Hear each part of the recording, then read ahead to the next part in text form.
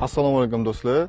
Bugun yana bitta yakunlangan obyektimizni bu obyektimizda prorab Umar aka bo'lganlar. Umar aka, bu obyektni nima ishlar qilib bitirdingiz? Nima ishlar qildingiz?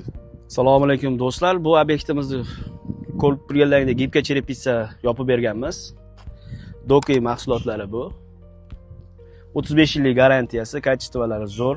Bu yerda bo'lgan ishlar staropilalar qilingan, panellarimizni qilganmiz, и podkladchniy kovyorlarimizni yopishtirganmiz, и cherepitsalarimizni yopishtirganmiz. Ichki o'slarimizga yindavalar qo'yiladi shu holatda, и kesib qo'yiladi 5 sm, чтобы suv ketish uchun, qorda, yomg'ir yog'ganda suv bayda to'xtash bo'lmaydi, sразу tushib ketish uchun обязательно bu ishlarni qilib qo'yish kerak. Shunda qor erigan payti, yomg'ir payti ichki ugulga suv kelib, mana shu joyidan tushib ketish kerak, slivka, to'g'rimi? Suvga tushish uchun обязательно bu stigimiz bo'lishi kerak. Chunki bu yoqdan kelayotgan suv ham bayga tushadi, bunisi ham bayga tushadi. Suv to'xtalish bo'lmaydi, suv muammosi, tomdan suv o'tish muammosi bo'lmaydi. Bu yindavalarimiz qalin bo'ladi, suvga mahkam bo'ladi, ikki sloy bo'ladi bu joylar, обязательно ikki sloy bo'ladi. Qor turadi bayda ko'proq, qor turishi mumkin.